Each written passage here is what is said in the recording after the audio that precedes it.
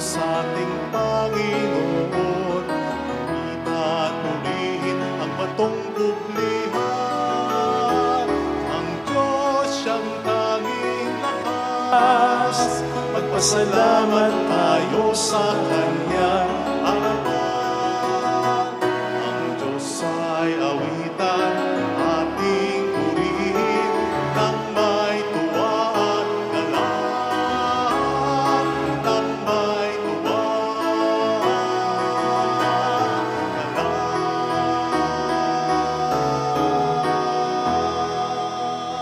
In the name of the Father, and of the Son, and of the Holy Spirit. Amen. The Lord be with you. And with your spirit.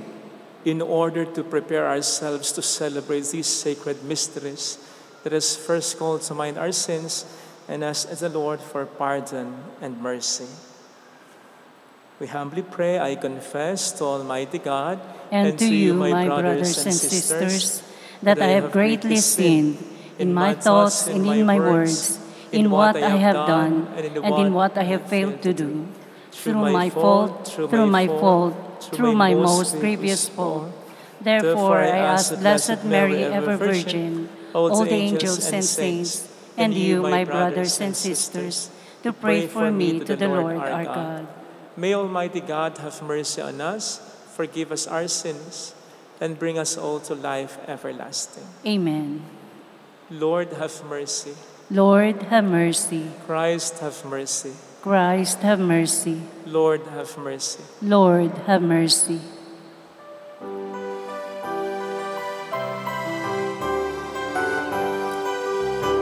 Papuri sa Diyos sa kaitaasan,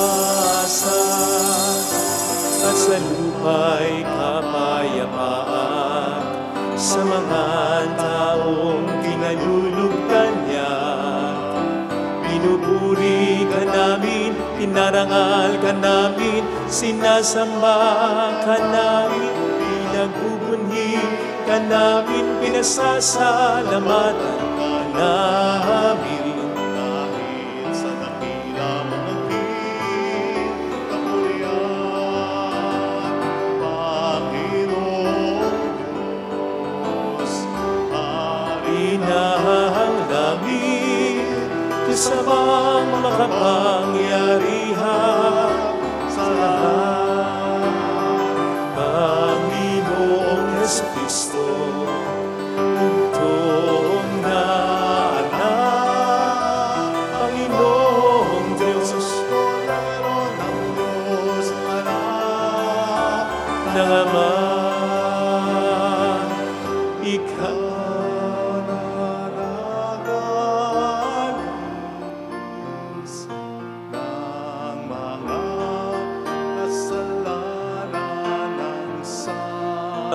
libutan, maawa ka sa amin. Ikaw na nag-alis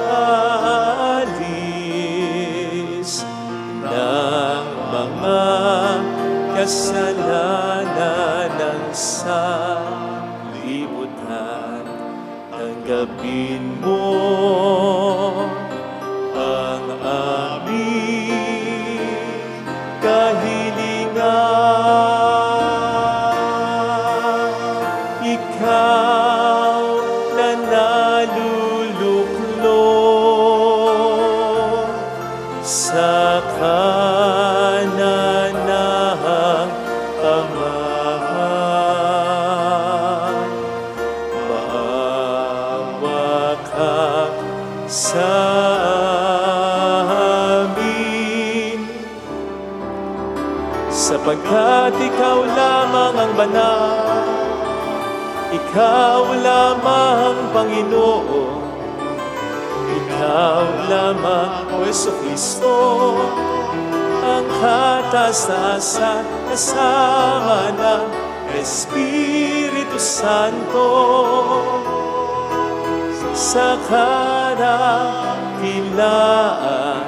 ng Diyos Ama.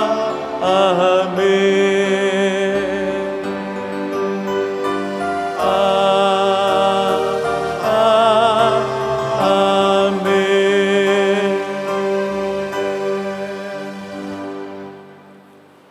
not, let us bow our head and in silence, we tell God our own intentions.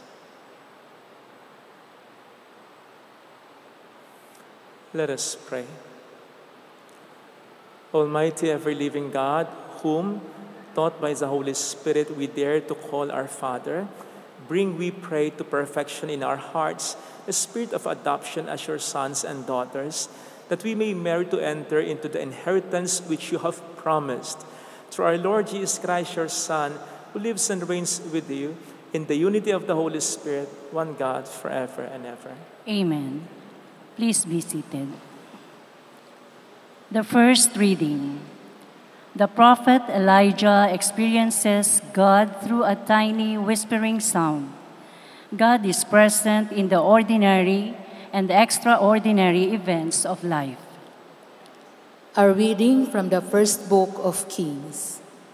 At the mountain of God, Horeb, Elijah came to a cave where he took shelter.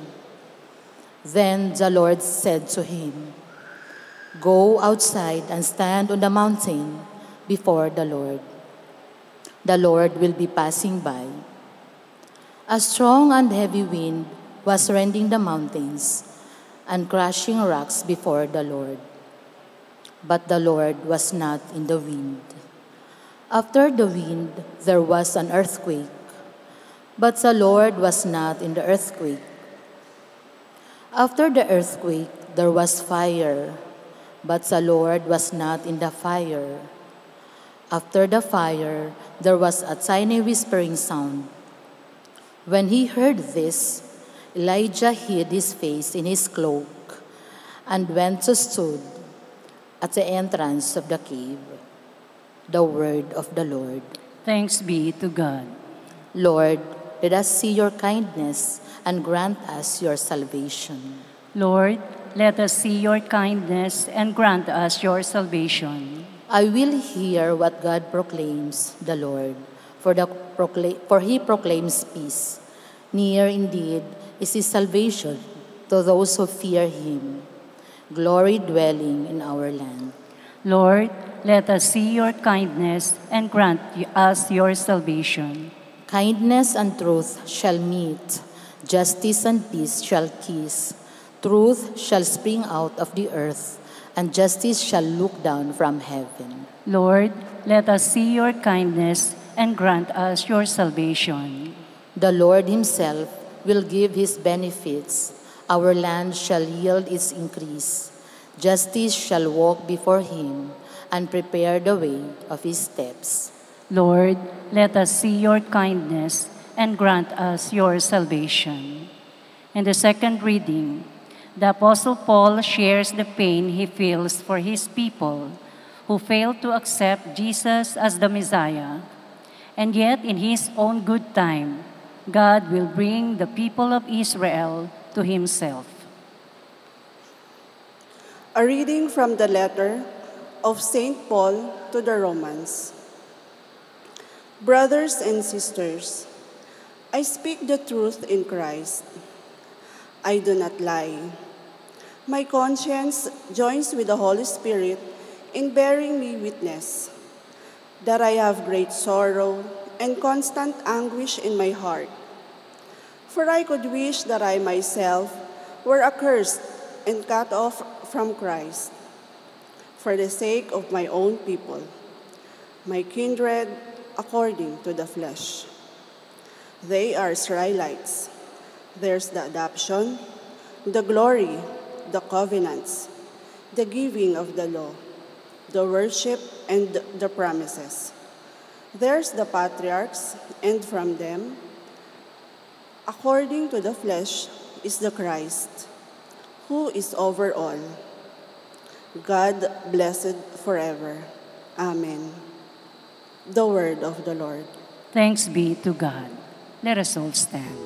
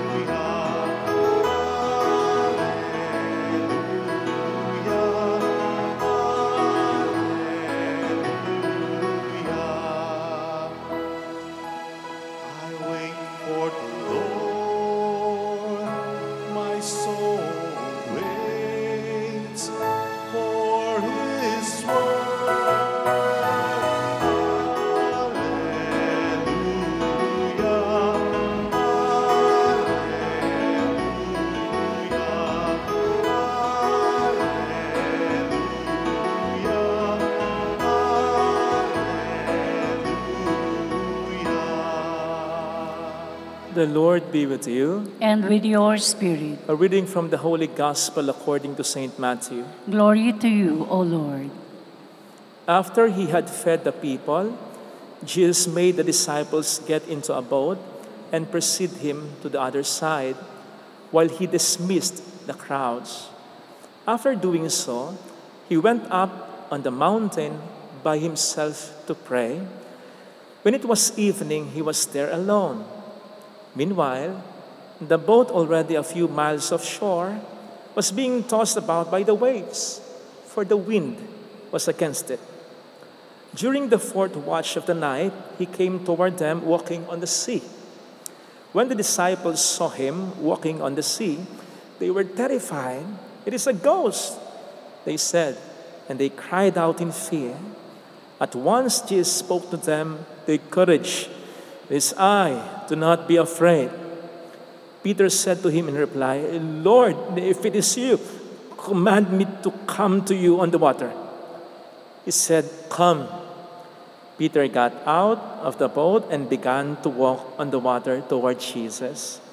But when he saw how strong the wind was, he became frightened, and beginning to sink, he cried out, "Lord, save me!"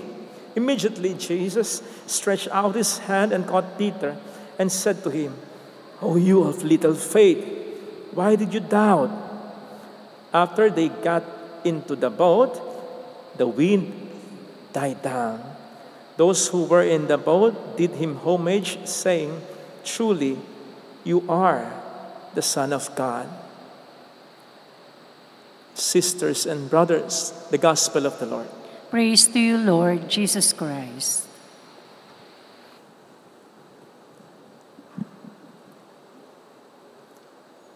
Kapag tayo sumasakay ng eroplano o malakihang bangka, usually, mayroong safety instructions. Ito yung mga dapat nating tandaan para safe tayo. Tanong, pinapakinggan ba nating mabuti ang mga instructions na ito? Ginagawa ba natin yung pinapagawa sa atin? Chine-check ba natin yung pinatitingnan sa atin? I don't think so. Lalong-lalo na dito sa Pilipinas. Nakaw, daming tigas ng ulo. Kaya nga hanggang ngayon, issue pa rin yung overloading na yan. Tagal na yan. Issue pa rin yung hindi nagsusot ng life vest na yan. Tagal na yan. Issue pa rin yung winarningan na huwag kayong tumuloy. Tumuloy pa rin. Tigas ng ulo. Palagay ko, niisip kasi natin, bibihira lang naman mangyari yung aksidente. Malas lang natin kung sa atin pa mangyayari. Usually, maganda naman yung biyahe. Ayun ba? Hihintayin ba natin na may masamang nangyari? Follow instructions.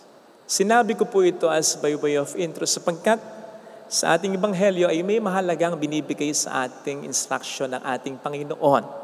Sa Ebanghelyo, binabagyo ang mga disipulo. Particularly, silang sakay ng bangka. Dito po, sinisimbolo ng bangka ang mga disipulo, tayo. Ang bagyo, ito yung mga matitinding problema na tiyak na mararanasan natin. Again, tiyak na mararanasan natin na po pwedeng makapagpalubog sa atin. Sabi nga po ng isang preacher, ang mga tao sa mundong ito, pwede mo lang ma-classify sa tatlo pagdating sa mga bagyo o problema ng tao. Yung unang classification, yung mga taong haharap sa matinding bagyo o pagsubok ng buhay. Yung pangalawang classification, yung mga taong humaharap na sa matinding problema o bagyo sa buhay. Yung pangatlong classification, yung mga taong nakalampas na, nakaraos na sa matinding problema o bagyo sa buhay. Pero wag ka, kahit nakalampas ka na sa pangatlo, babalik ka pa rin dun sa una. Sa pangalawa hanggang sa pangatlo, babalik ka pa rin dun sa una. Patuloy ang proseso habang nabubuhay tayo. Sabi ko nga rin minsan, kung ayaw na natin ng mga problema o bagyo sa buhay, mauna lang po tayo sa sementeryo. Doon, hindi nila alintana yung bagyo. May nakita na po ba kayo? Binahang sementeryo, yung mga bangkay, yung mga patay. Nag-ahonan sapagkat pinasok ng tubig ang kanilang nicho. Wala ganun, Mars. Sapagkat wala silang pakipatay na eh. And that is why, meron man tayo mga bagyo sa buhay, kahit paano magpasalamat pa rin tayo. Kahit nasasaktan ka, kahit nahihirapan ka, kasi ibig sabihin nun, nasasaktan ka, nahihirapan ka, kasi nga buhay ka. Buhay ka pa. At habang may buhay, may pag-asa. Huwag ka lang palulunod sa bagyo. Huwag ka lang patatalo sa problema.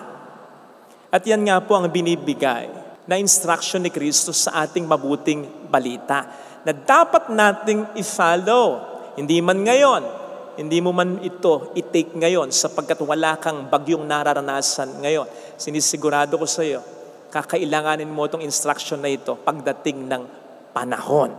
Anong sabi ng ating Panginoon para hindi tayo mabaon o malunod sa isang pangit na sitwasyon? It is I. Do not be afraid. Huwag kayong matakot. Ako ito. Kung ipaparaphrase natin ito, pwede talaga nating sabihin. Kasi nga, kapag natatakot tayo, nakakalimutan natin ang katotohanan tungkol kay Kristo.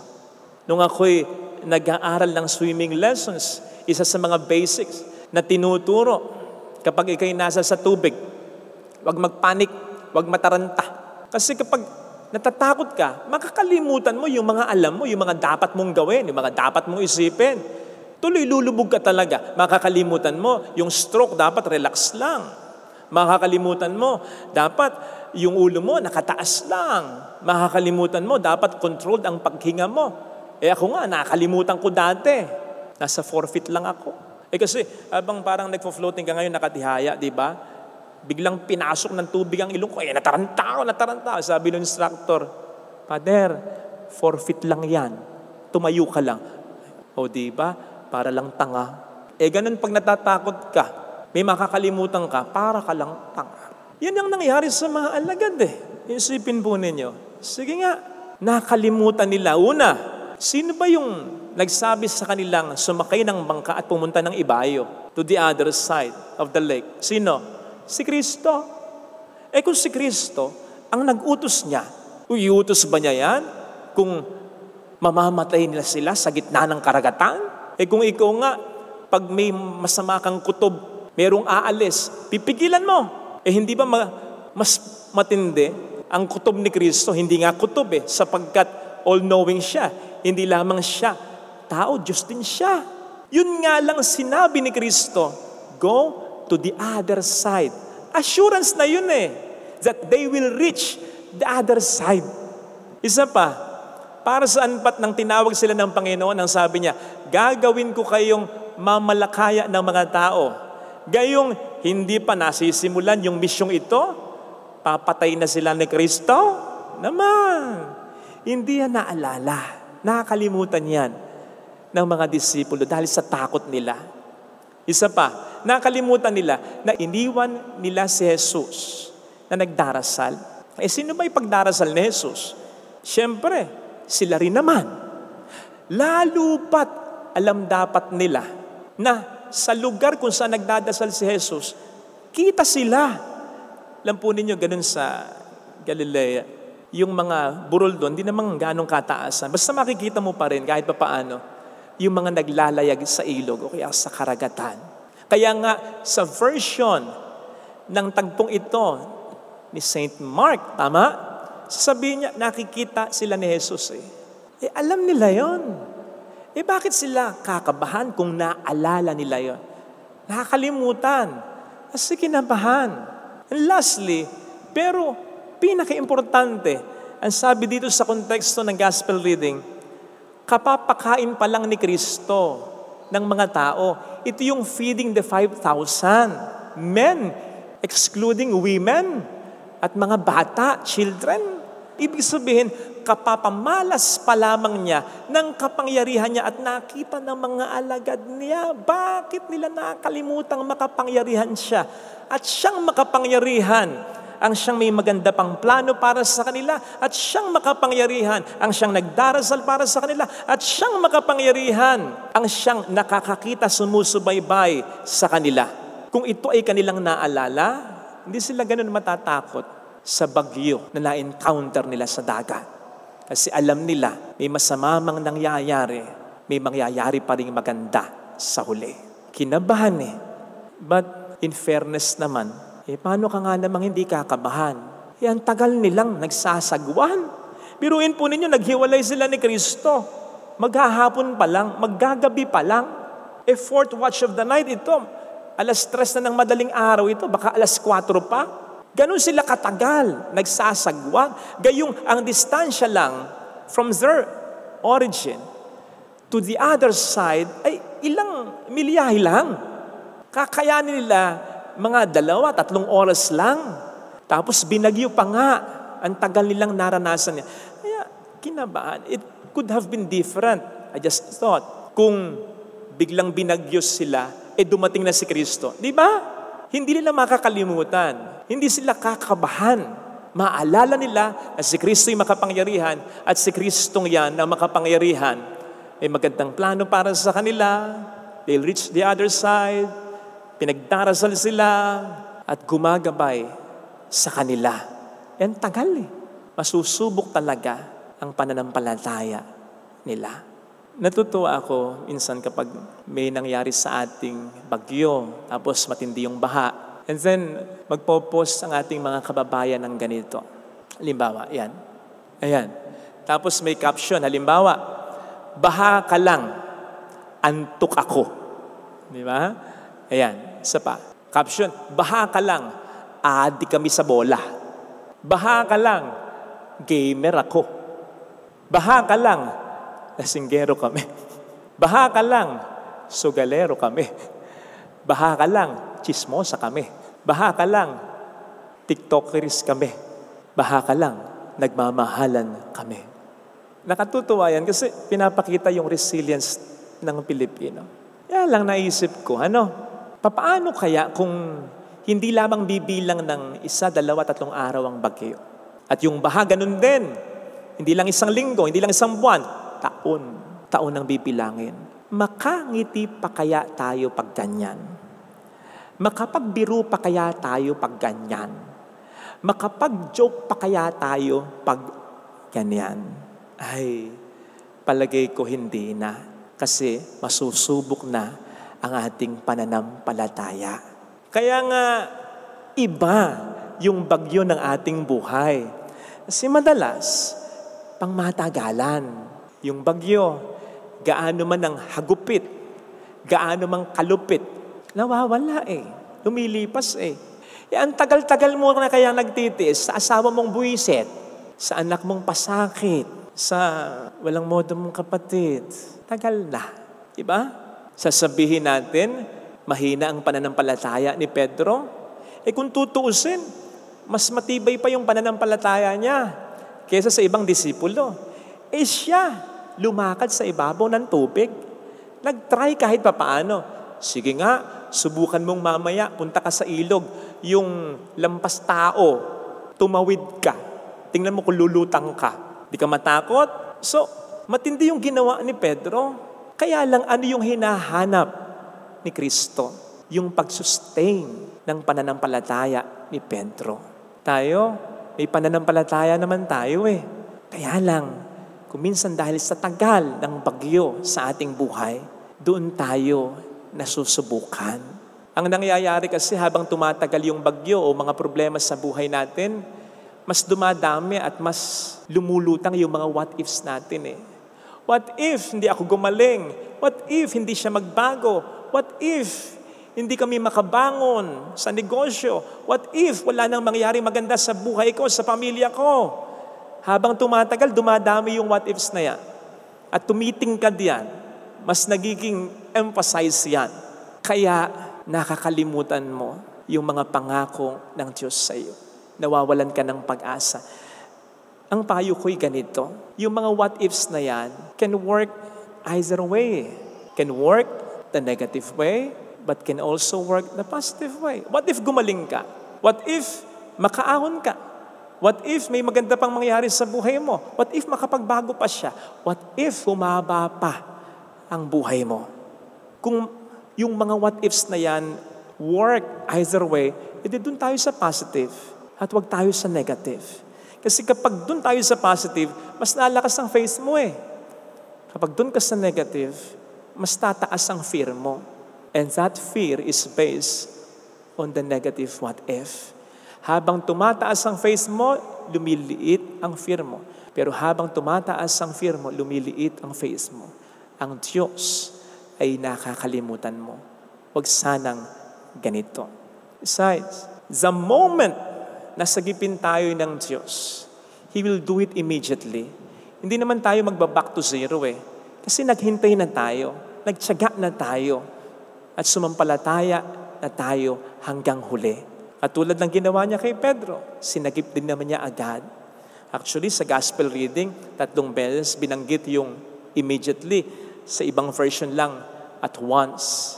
Immediately, He told them to get into the boat and go to the other side of the lake. Immediately, He told them, do not be afraid, it is I. Immediately, He saved Peter. Kaya naman ng Diyos yung immediately. Pero kung bakit medyo nagtatagal pa, maniwala tayo na mayroon namang ginagawa siyang talaga. Maniwala tayo na sa kabila ng katagalan, may mangyayaring maganda. Now what if hindi ako gumaling? What if hindi ako mabuhay na matagal? What if hindi nangyari yung positibong what if na sinasabi mo, Father?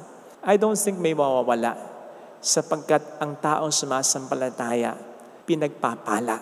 Hindi mo masusubok ang Diyos sa kanyang mga pangako. Huwag lang tayong pasusubok sa ating pananampalataya sa Kanya. Ito sanang hilingin nating biyaya sa ating banal na misa. Ilagay natin ang ating kanang kamay sa tapat ng ating puso.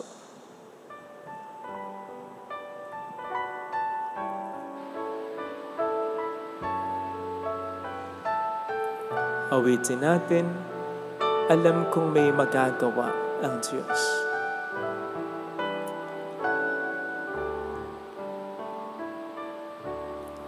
Alam kong may magagawa, makapangyarihan siya. Alam kong may magagawa ang Diyos. Walang imposible sa Kanya. Kung ako'y magtatapat, sa Kanya'y maglilingkod, alam kong may magagawa ang Diyos.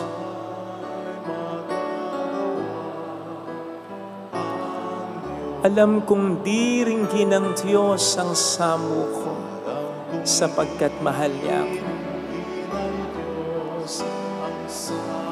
Alam kong di ringgin ng Diyos ang samo ko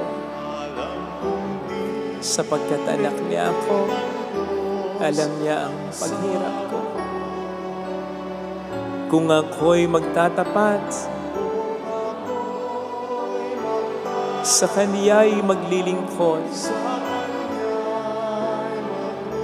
alam kong di ringgin ng Diyos ang samo ko. Pikit natin ang ating mga mata. Panginoon, tulungan mo kong maging positibo pa rin ang pananaw ko sa buhay sa kabila ng mga problemang naranasan ko. Kung minsan po kasi sa tinatagal-tagal ng problema, walang magandang resulta, wala akong nakikitang suporta o nararamdamang pagpahalaga, parang gusto kong bumitaw na. Pero pangahawakan ko ang pangako mo na hindi mo ko pababayaan, na hindi mo ko iiwan. Kaya malaki ang posibilidad na may mangyari pa rin maganda basta't kasama kita. Lord, help me. Hold on to this. Hallelujah. Purihin ang Diyos. Hallelujah. Pasalamatan siya. Siya ay muling babalik sa atin. Hindi niya tayo iiwan. Hindi niya tayo pababayaan. Hallelujah! Purihin ang Diyos. Hallelujah! Sa takdang panahon ay babalik ang Panginoon upang tayo ay tapat siya sa kaniyang mga pangako sa atin. Sabihin mo sa sarili mo, mayroong magandang mangyayari sa iyo. Higit pa sa inaasahan mo, sapagkat gagantimpalaan ng Panginoon ang pag-isikap mo kung lalapit ka kay Jesus. At hindi siya papayag na mapahiya sa iyo. Hindi mo siya masusubukan paniwalaan. Mayroong magandang mangyayari sa iyo. Higit pa siya sa bagyo, sa kahit anong problema sa buhay mo.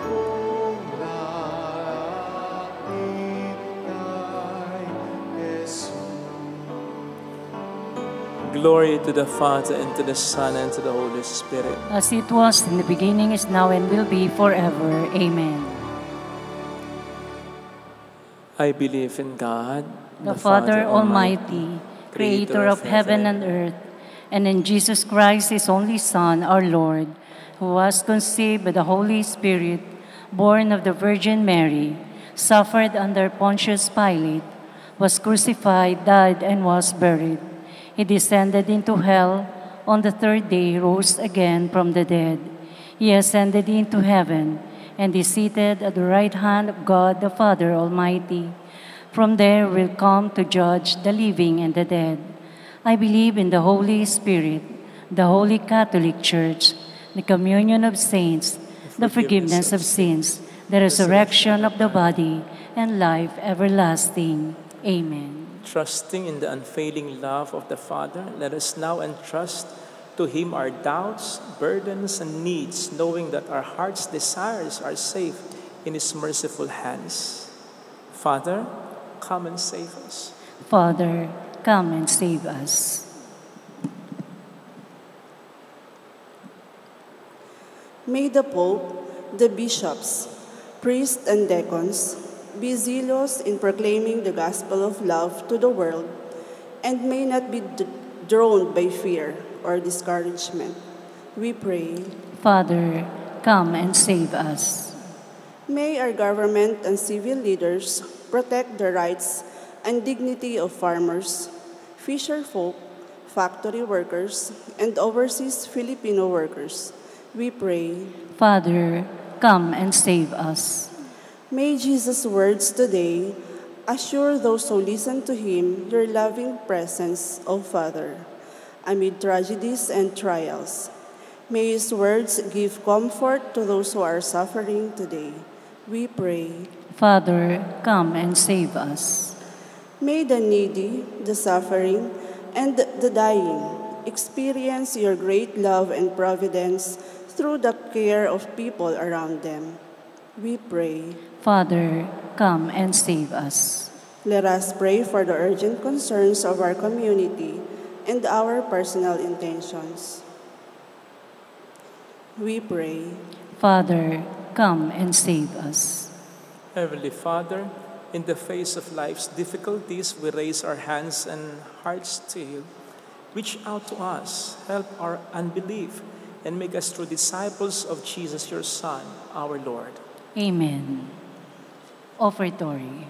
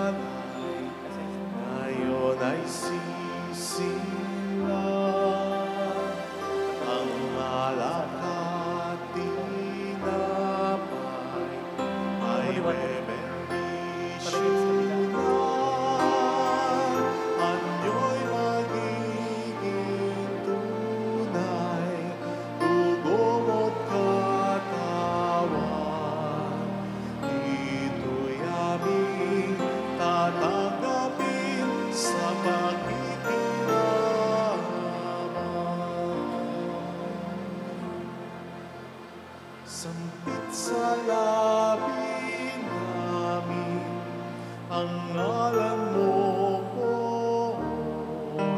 ay digdig. Dalang pasasalamat ng puso kong tapat, hiling sa'yong masipag, biyaya sa lahat. Ngayon ay natitipon ang bala na poon. Naghihintay, sumasamo, hanga na iyong tugon. Hatid sa iyong dambana, alay na ihahanda. Malay pasasalamat, nasa iyo rin nagmula. Basta ng iyong likhaan, kami bigyang pansin. Ating luhod, pangumbaba, ikaw ay sambahin.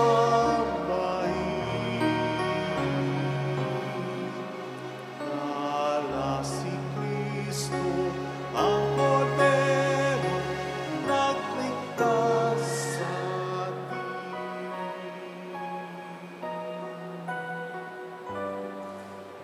Pray, sisters and brothers, that our sacrifice may become acceptable to God, the loving Father. May the Lord accept the sacrifice at your hands for the praise and glory of his name, for our good and the good of all his holy church. Be pleased, O Lord, to accept the offerings of your church, for in your mercy you have given them to be offered, and by your power you transform them into the mystery of our salvation through Christ our Lord. Amen. The Lord be with you. And with your spirit, Lift up your hearts. we lift them up to the Let Lord. us give thanks to the Lord our God. It is right and just. It is truly right and just, our duty and our salvation, always and everywhere, to give you thanks, Lord, Holy Father, Almighty and eternal God. For you so loved the world that in your mercy you sent us the Redeemer to live like us in all things but sin, so that you might love in us what you loved in your Son, by whose obedience we have been restored to those gifts of yours that by sinning we had lost in disobedience. And so, Lord, with all the angels and saints, we too give you thanks, as in exultation we acclaim. Holy, holy, holy Lord God of hosts, heaven and earth are full of your glory. Hosanna in the highest. Blessed is he who comes in the name of the Lord. Hosanna in the highest. You are indeed holy, O Lord, the fount of all holiness. Make holy therefore these gifts, we pray, by sending down your Spirit upon them like a dew fall, so that they may become for us the body and blood of our Lord Jesus Christ. At that time he was betrayed and entered willingly into his passion. He took bread, giving thanks, broke it, gave it to his disciples, saying, "Take this, all of you, and eat of it. For this is my body which will be given up for you."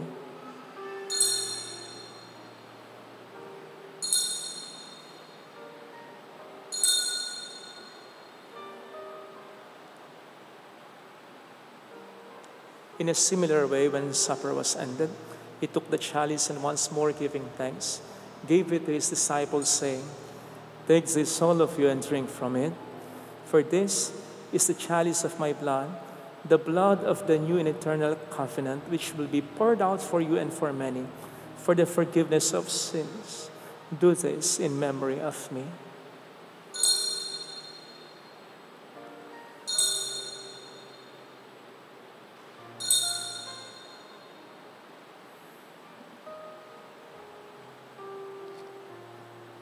Let us proclaim the mystery of our faith. For the kingdom, the power, and the glory are yours, now and forever.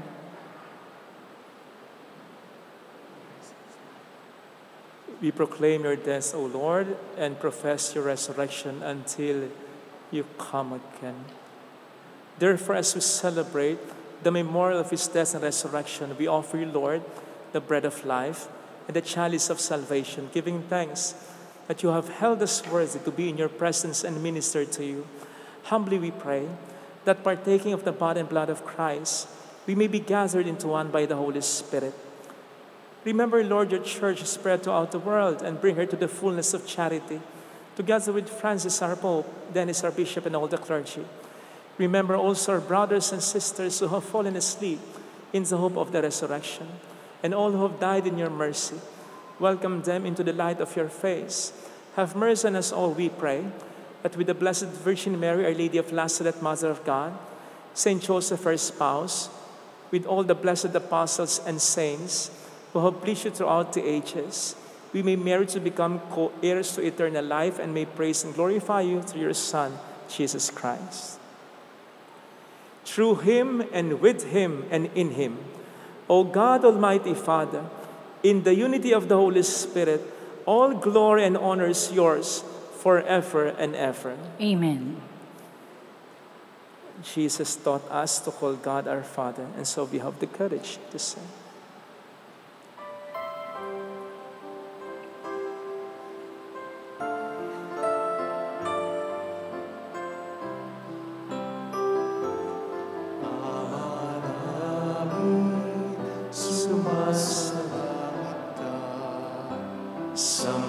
Sambahin ang ngalan mo, mapasa amin ang kaharian mo, sundin ang loob mo dito sa lupa para na sa langit.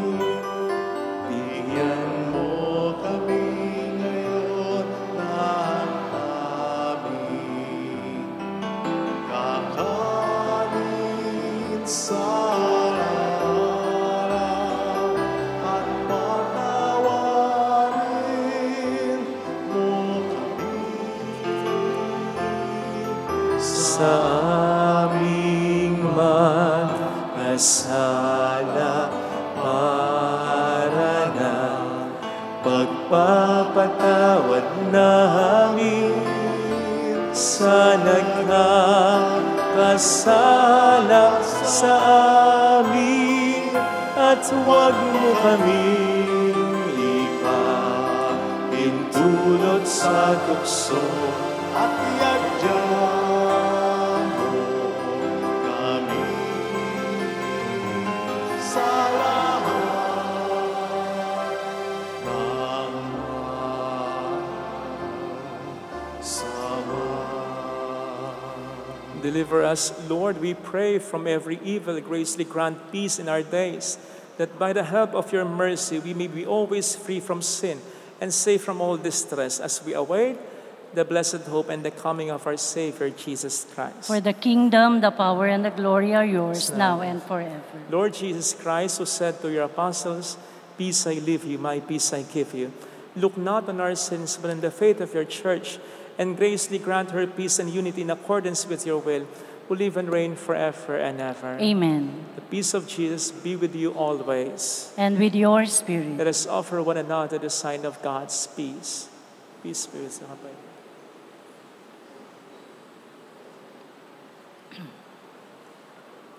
Lamb of God, who take away the sins of the world, have mercy on us.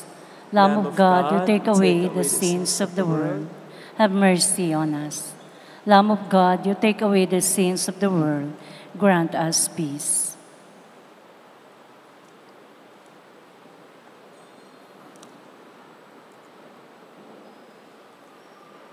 Behold, this is Jesus, the Lamb of God who takes away the sins of the world. Blessed are those called to the supper of the Lamb.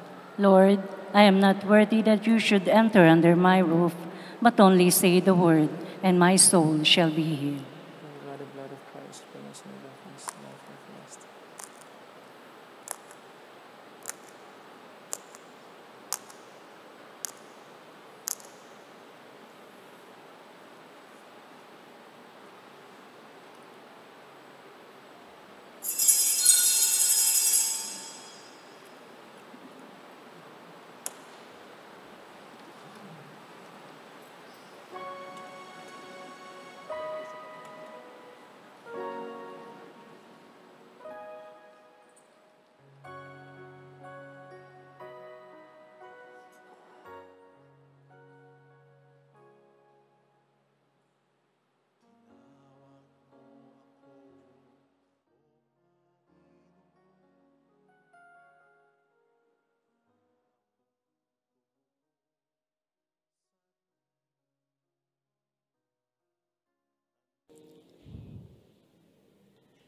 An act of spiritual communion.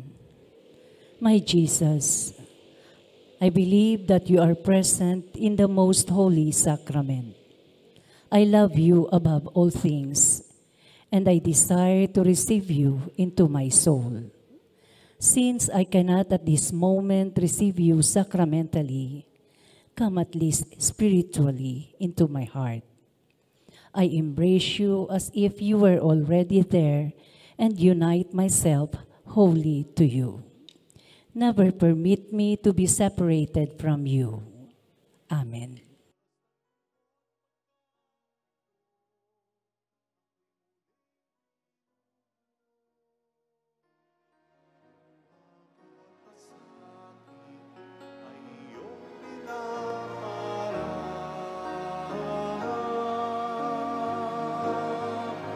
Sa paghubog nitong araw, sa pagsapit ng dilim, ang tangi kong hiling ay umimlay sa iyong piling.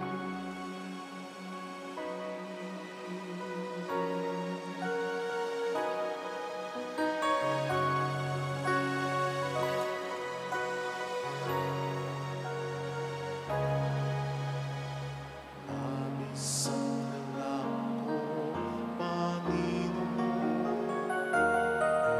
pagkat ikaw lamang sa buhay ko. Kagandahang loob mo ay walang hanggan, biyayang lubos kailanman. Katapatan mo ay di magmamaliw, kailan pa may siyang aking sandigan.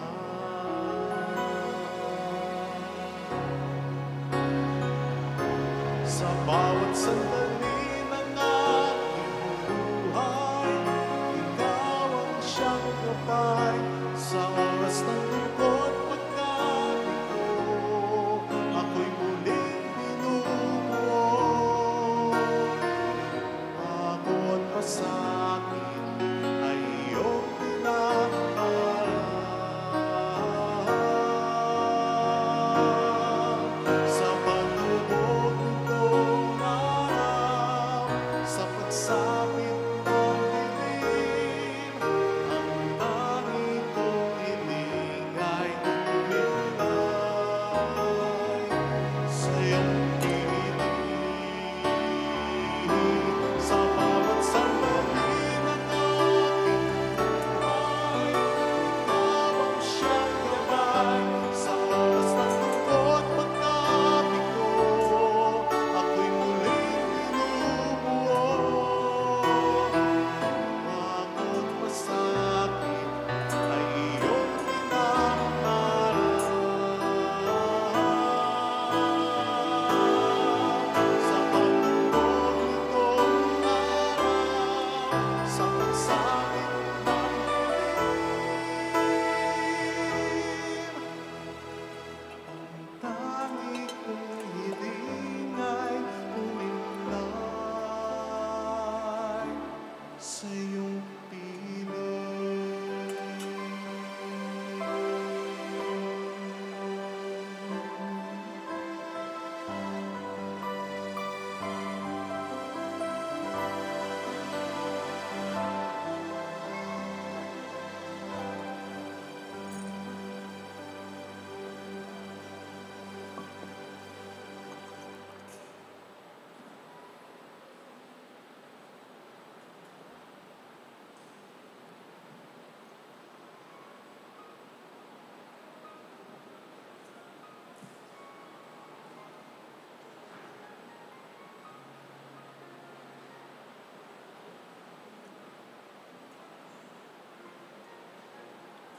Let us pray. May the communion in your sacrament that we have consumed save us, O Lord, and confirm us in the light of your truth, through Christ our Lord. Amen. Holy God, Holy Mighty One, Holy Immortal One. Have mercy on us and on the whole world. Holy God, Holy Mighty One, Holy Immortal One. Have mercy on us and on the whole world. Holy God, Holy Mighty One, Holy Immortal One. Have mercy on us and on the whole world. Jesus, King of Mercy, We trust in you. alalahanin, O mahal na Birhen ng Lazaret, ina ng pag-asa, ikaw ang nagpaalala sa aming magbalik loob sa Ama. Ito ang nagpapatunay na ang kagandahang loob mo'y nanatiling busilak. Sa pag-aaruga mo sa amin, tungkulin mo'y tinupad. Sa paanan ni Kristo'y tinuring mo kaming mga tunay mong anak. Kaya ninais mong ni Isa'y huwag mapahamak. Maging sa iyong walang tigil na pananalangin, pati luhay pumatak. Huwag namang mawala ng saysay ang iyong paghihirap. Hiling nawa namin sa iyo, o aming inang liyag, na matapos ang pakikibaka namin sa mundong ito at sa pananatili naming tapat kay Kristo.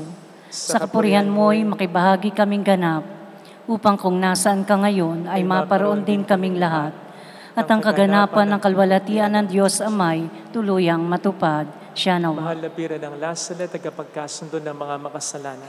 Panalangin mong walang patid kaming mga dumudulog sa iyo. Maraming salamat po sa inyong mga tinutulong. The Lord be with you. And with your And may spirit. God bless you all, including our loved ones, in the name of the Father, and of the Son, and of the Holy Spirit. Amen. The Mass has been offered. Go into the peace and love of Christ.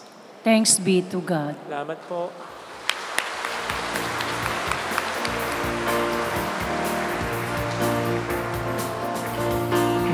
Mary, Mother of the Lord,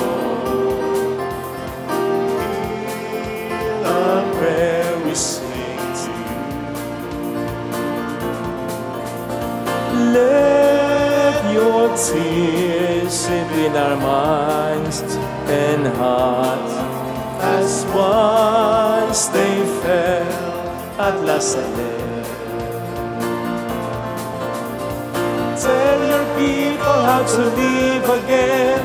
Tell your people how to sing again. Tell your people how to dance again. Tell your people how to pray again.